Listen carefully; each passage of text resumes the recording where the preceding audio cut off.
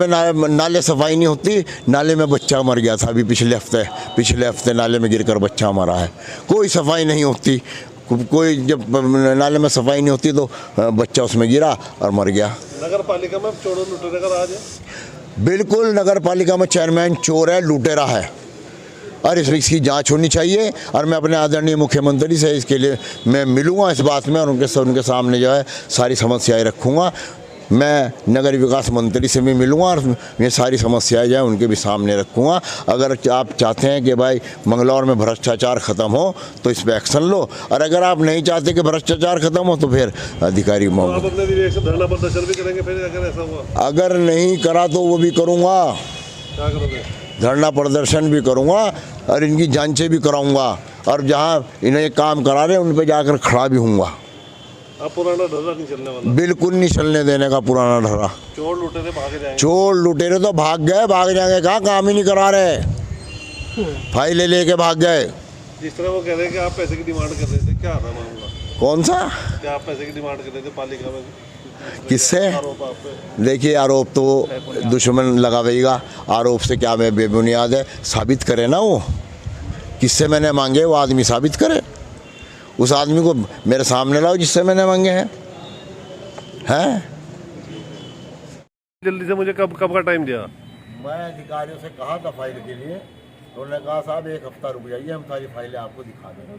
तो 1 हफ्ता भी हुआ नहीं है। जब 1 हफ्ता होगा फिर मैं नगर पालिका जाऊँगा, देखूँगा और फिर मैं अधिकारियों को साथ लेकर जाऊँगा नगर पालिका में। सब अधिकारी को बुलाऊँगा, डीएम साहब को बुलाऊँगा, एसडीएम साहब को बुलाऊँगा। और तो जी सभी ये जिम्मेदार हैं इसके जो आए आज तक? नहीं, इसका जिम्मेदार तो मैं समझता हूँ चेयरमैन है या संबंधित अधिकारी है, जो वो अपने फाइलों को मेंटेन नहीं करता और अपने अंडर में ना रखकर चेयरमैन के यहाँ रखता है। अगर चेयरमैन के यहाँ छप्पा पड़ जाए तो आपको पता चलेगा कि फाइल सारी की सारी इसके दफ्तर में रखी है। 20 ठेकेदार इनने अपनी मनमर्जी के कर रखे हैं। क्यों? ठेकेदार है ना। अरे भाई, इसे ठेकेदारों की लिमिट संख्या खोल ले जिससे नगर पालिका को फ़ायदा पहुँचे। नगर पालिका को जब कंपटीशन होगा तो नगर पालिका में 10 रुपये का माल 1 में बिकेगा और फिर 9 का फिर काम कराओ। लेकिन इनने जो है लूट रखा है, अपने मनमर्जी के ठेकेदार रख रहे हैं। क्योंकि ये चेयरमैन ही ठेकेदार है, चेयरमैन ही बेईमान है। जी भाई ने मुझे वीडियो भेजी है, मैंने वो वीडियो देखी है। मैं बहुत आहत हूँ माननीय विधायक जी के स्टेटमेंट से कि आखिर मेरी समझ में ये बात नहीं आई है कि मेरे द्वारा ऐसा कौन सा कार्य किया गया है जिसमें माननीय विधायक जी इतने जो है भड़के हुए हैं और अमर्यादित और जिसको एक ऐसी लैंग्वेज कही जा सकती है जो एक सम्मानित विधायक के लिए शोभा नहीं देती है, वो इन बातों का इस्तेमाल कर रहे हैं। वो हमारी ही पार्टी के, बहुजन समाज पार्टी के विधायक हैं और हमने अभी जस्ट चुनाव में जो मार्च में जो चुनाव हुआ उसमें हमने बहुजन समाज पार्टी के लिए रात दिन एक किया है। और मंगलौर क्षेत्र की जनता, मंगलौर क्षेत्र के लोग, उनके साथी, उनके कार्यकर्ता सब लोग जानते हैं कि हमने रात दिन करके उनके साथ काम किया है। आज वो हमें इतनी बड़ी बात कहने का काम कर रहे हैं। आज उन्होंने अपनी भाषा में इतना ऐसे अल्फाज इस्तेमाल किए हैं जिनको मैं दोहराना भी नहीं चाहता हूँ। और ये सच बात है कि मुझे ये नहीं मालूम है कि माननीय विधायक जी किस बात से खफा हैं। जो एक अल्फा ब्रिकफील्ड है लंढौरा में, मेरी उसमें 20 पैसे की पत्ती है, बाकायदा एग्रीमेंट होगा, मेरे पास यहाँ नहीं है, वो मैं दिखा दूँगा।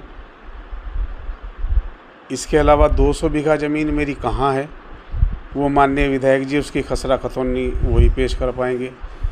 मैंने तो कहीं 1 बीघा भी नहीं खरीदी है, ना मेरी ज़मीन है। मेरी ज़मीन अगर कहीं होगी तो वो मेरी ज़मीन अब से 10, 12, 15 साल पहले ख़रीदी हुई होगी।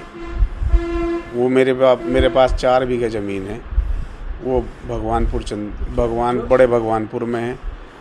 मेरे पास अभी हाल की ख़रीदी हुई कोई ना ज़मीन है।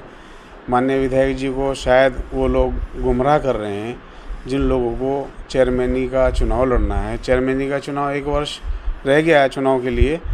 उनके पास चारों तरफ प्रत्याशियों की बाढ़ है। विधानसभा के चुनाव में बहुत सारे प्रत्याशी उन्होंने इकट्ठे किए थे और वो सारे मिलकर उन्हें सुबह से रात तक बरगलाने का काम करते हैं। मुझे ऐसा महसूस हो रहा है, हो सकता है मैं गलत कह रहा हूँ, लेकिन मुझे ये महसूस हो रहा है कि शायद उनको जो है कोई गलत इन्फॉर्मेशन दे दी है और वो उससे भड़क रहे हैं। उन्हें सही बात की जानकारी कर लेनी चाहिए। मेरी अपील है उनसे ये कि उन्हें पूरी बात की जानकारी कर लेनी चाहिए थी। हज को लेके भी आरोप लगा। हज को लेके क्या आरोप हो सकता है? अल्लाह का बड़ा करम है, उसका शुक्र है, उसका इनाम है कि अल्लाह ताला ने मुझे इसके लिए चुना कि मैं उसका अल्लाह का घर देखने गया हूँ। तो उसके लिए क्या आरोप हो सकता है? भाई वो भी हज करने गए थे, अल्लाह का शुक्र है, वो उम्रा भी करने गए थे, मैं तो पहली बार हज ही करने गया हूँ। और ये मैं अपने आप को भाग्यशाली मानता हूँ कि अल्लाह ताला का बड़ा करम है, इनाम है कि वो अपनी कर रहे हैं, तो मैं नहीं कह सकता भाई।